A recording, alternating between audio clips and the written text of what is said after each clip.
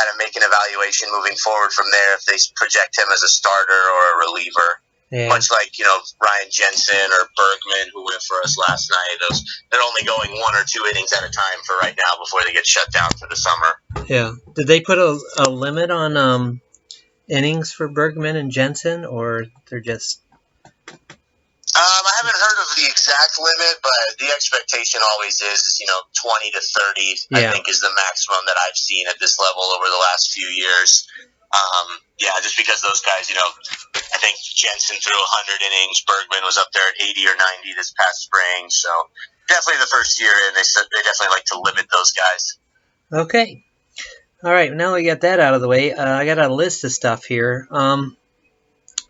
Let's talk about the changes over the last, 10 days.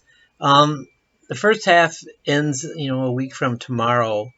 And it looks like everybody's kind of maybe starting to find their role in this team with all the new college kids coming in. Do you feel that shift in the team from the beginning of the year? Yeah, definitely. I mean, I know record-wise over the past week or so, things have kind of, stayed the same for us, still kind of middling a few games below 500, and especially with the tough start to the first half we had back in June. But, ever since the new, especially the position players that came up, fresh from the 2019 draft, guys like Chase Strumpf, you have Nelson Maldonado, Zach Taylor has been big for us. And guys like that, you could just see a noticeable improvement in the offense. I think it's 6 or 7 straight games now that we've had double-digit hits, and we're hitting over 300 as a team since in the month of July, especially on a tear since July 4th when most of these guys got called up. So the offense has certainly picked things up. We can match with the best of them in this league.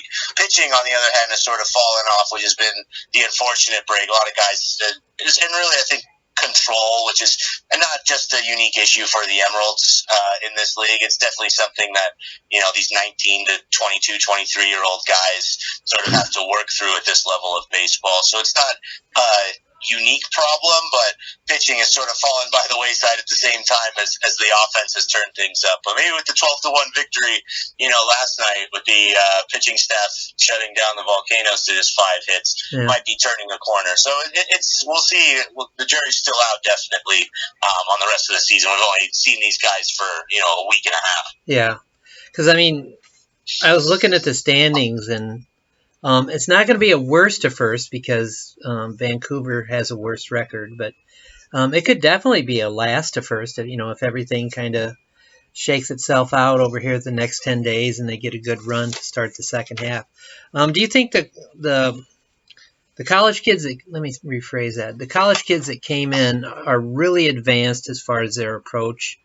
They really know how to work counts. Is that rubbing off on young guys like Vasquez and Diaz and Soto?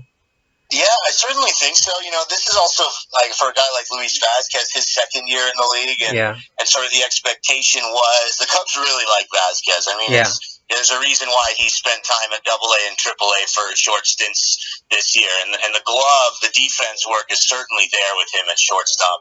To play at an advanced level. It's just his bat that's sort of been, the reason why he's still out here. And let's not also forget that, he's 19 years old still. So still very young, but he's definitely, in terms of your question of rubbing off on guys, I certainly think so. Vasquez is a guy that is hitting over 300 in the month of July as well after, the first month of June. He was hitting below the Mendoza line. You can tell a little bit more calmer approach at the plate. I think he's seeing a bit more pitches, taking after guys like, I think the guy that I've been most impressed with at the plate out of the most recent call-ups is the second rounder, Chase Strumpf.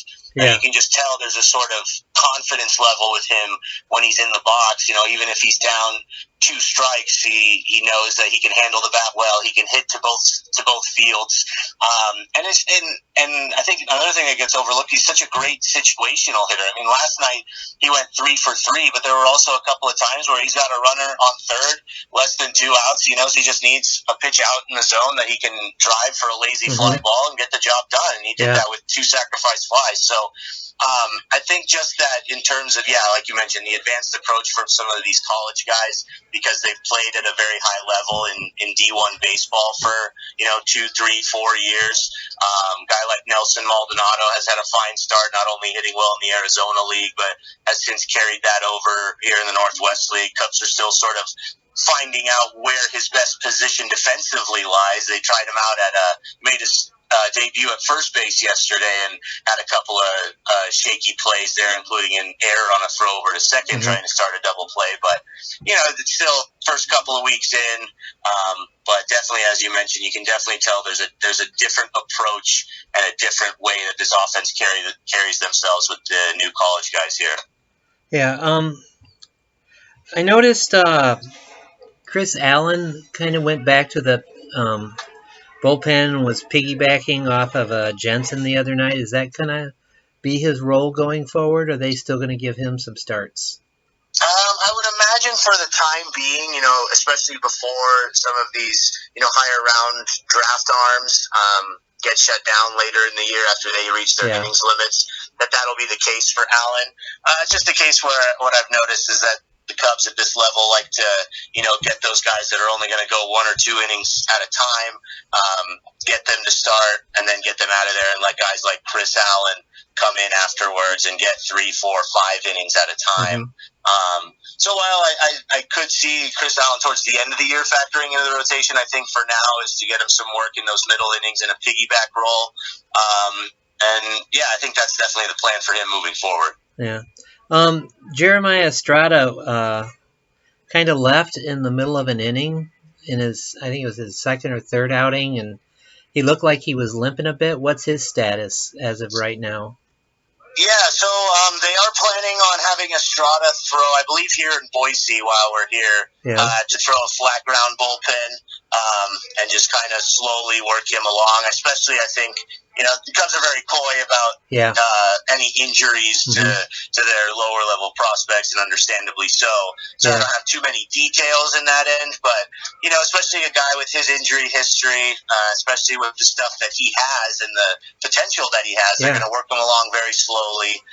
Still a very young arm, as he was drafted out of high school a couple years ago.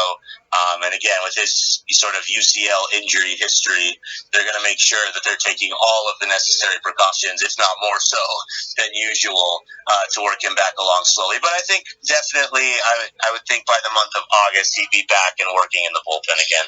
Yeah. I spend a lot of time with covering South Bend as well. So when I watch Matt broadcast on TV and then listen to you on the radio at night, I get pretty familiar with the players. And when I talk to them about their Eugene experience, they always talk about the facilities at Eugene and how awesome they are, and how when they go from Eugene to South Bend, that all the technology and the pitch track data and all that is the same. What other kind of facilities does Eugene have for these players to help them develop? Well, we share the stadium with the University of Oregon, so it's a top-notch, baseball facility that's been built to be used year-round. It's been open for 10 years now, since 2009. And so, in addition to all that technology, that's all controlled by the Cubs that bring in all of that equipment and stuff. But as far as, the facilities in Eugene, it's a phenomenal clubhouse. They also have their own player development area behind our right field wall with batting cages. You can do all sorts of tee work. There's a small gym on site there as well with free weights and different cardio equipment. They have a small little turf area as well that I've seen, our coaching staff use, whether it's doing individual drills with different position groups, like working on different catching drills. I've seen our manager, Lance Reimel, with his catching background, working on drills back there. Just a great space to really use for anything you see fit that's, that you wouldn't be able to do on the field, or if you want to use the main field to work on something different there, it's another opportunity to do so. So it has a bunch of different areas, different equipment, different buildings to sort of, that you don't really see here in our league, to be quite honest. And that's a disrespect to any of the, operations in our league, any of the organizations. It's just, we have one of the newer facilities. I think we have the newest outside of Hillsborough at Ron Tonkin Field there. But it is, it's top notch for a Division I baseball program, and it's certainly top notch for a short season A club as well. Yeah, cool. Yeah, everybody really just raves about the facilities there and how well South Bend has what they call the South Bend Performance Center just beyond the right field wall, and that thing is huge. Yeah. But it's got everything in it. Now I'm always there for from opening night watching to the end of the season, and I got a little sneak peek of Edmond American early, when he was with South Bend. And I noticed when he started the year that he had a really good approach. Things weren't just clicking quite yet with his in terms of average, but he has really good pitch recognition skills. What seems to have clicked as far as in terms of his bat for him? Because he's really coming on strong. Yeah, and I think all the physical tools are there with American. Certainly a guy that you don't expect to have this level of potential and this level of athleticism out of a 35th round pick. He was drafted out of junior college in Florida. So I've been very impressed with him. I didn't know too much about him before this season, but he's certainly been one of the key guys in the offense, and especially as of late, as all of the draft picks have joined up, American stayed right in the mix. He's hit, I think, right around 370 in the month of July. So keeping pace, if not exceeding the pace that everyone else has set, and been a major force at the top of the lineup. So I think now that, after playing in 20-plus games, just seeing all the live pitching here, handling the breaking ball a lot better since he was in the beginning of the year, which is something that a lot of guys struggle with at this level, and just utilizing all of the physical skills that he does have. He can absolutely fly on the base paths. He's beat out a couple of infield singles here, hustles in the outfield, has tremendous range, and can play all three outfield spots. So I think it's just a matter of now the timing is starting to click with American, and he can really shine with all of the athletic traits that he does possess. Cool. Yeah, I really like watching him hit. He knows what he's doing up there. Let's talk about two guys. How much time do you have? I'm good for right now. I probably have until like 3:15, 3:20, so we're good. Okay, all right. Yeah, I only have a couple other things on my list. Let's talk about two guys that were on the squad last year that are back, and both are much improved. Let's talk about Fernando first. Last year he really struggled with off-speed breaking pitches and then picking his spots to steal bases. And this year he's just seems to be taking off. He's got a WRC plus of 129. And he's got a 343 on-base percentage and hitting, right at 300. What do you think might be the biggest reason for his success? I mean, he's still fairly young. Yeah, he's only 20 years old. I mean, I think the thing with him last year was, he certainly has the speed and is arguably the fastest man in this entire league.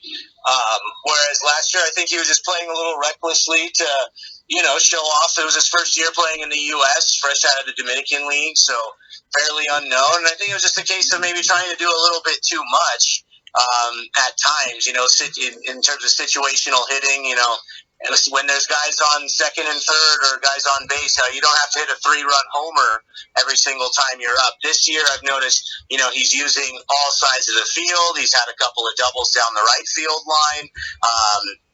Staying within himself in terms of his approach at the plate and being able to, utilize that speed. If he needs to drop a bunt down to get on base late in the game, he's capable of doing that because I think he's gotten that trust with his handle at the bat. Or his handle with the bat.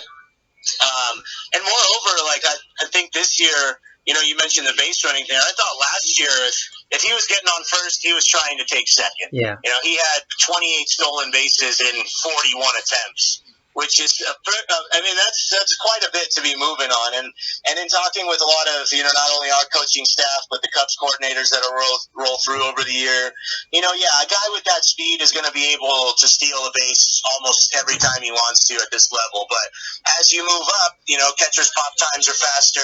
They're going to get rid of the ball quicker and throw on the line more to the second base bag. So it's not, you have to definitely pick and choose your spots as you move up. And I think that's something that Fernando Kelly is starting to instill and stay within himself. I think he's up to 8 or 9 stolen bases this season, which is a little bit of a drop off in the pace that he was at last year. I think just overall he's become a smarter baseball player in just the year that he's been here. And I certainly, I expect him to finish out the year in Eugene because he is so young. But there's no reason why, if he continues the current approach that he has to the plate and using both sides of the field, staying within himself, flashing occasional power. He can leave the yard at times, but where he's going to be able to move up quickly through the Cubs system is utilizing that speed, flaring the ball out to both fields and tearing up the base paths. Yeah, cool. That's a great answer. The other guy that I really like, when I first heard his name was in 2016 when the Cubs took him, and then they took him again last year, and that's Jake Slaughter. And he's really looked like he's matured physically in the 3 years that I've learned about him. Last year, he looked, like he could still add on more weight, and it looks like he did. What else has changed about Jake since last year? Yeah, you mentioned, the big, mature frame that he's got, and that goes back to, he's a two-sport athlete in high school down in Louisiana, country kind of guy, played at LSU there, and probably could have played football, at a very high level. He's the guy that got a bunch of Division I offers to play football, but made a very early commitment to LSU to play baseball and honored that commitment. But in terms of 1 year to the next, again, I think it's just having a better approach at the plate. He's a guy that has a very violent swing from the right-hand side. It almost seems like, especially I think early in counts, if you throw him if he's sitting on one specific pitch or one specific location, on the very first couple pitches in the at-bat, he's not afraid to, swing as hard as he can. And it's noticeable, especially with, the big 6'4" frame that he's got. And certainly more room to build on that as well, since he was drafted early on, I think after his sophomore year at LSU. So, and that's the reason why I think he's cut down on the strikeouts this year. Whereas last year, a lot of swing and miss tendencies, because I think he was looking to, hit the ball out of the yard a little more often than he probably should have last year. And again, that goes back to, similar to Fernando Kelly, your first year with the organization.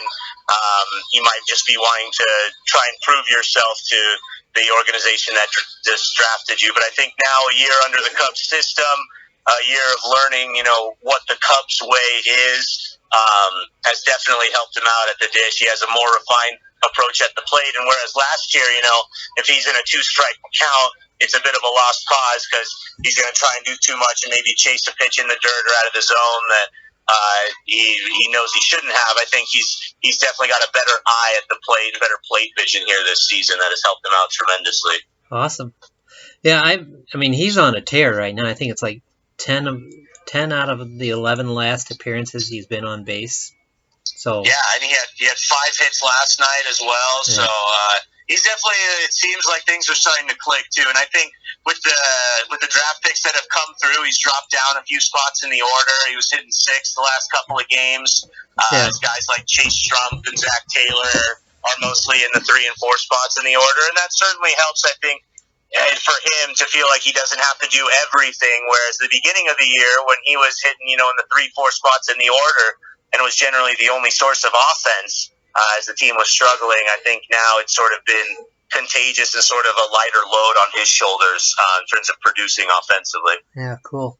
Well, I got one last question, and that is, I love to watch Cole Franklin pitch. I love his fastball and his ability to command it, and the movement he gets on his changeup is spectacular for a 19-year-old kid. How's his curveball coming along? It's good. It's definitely the more it's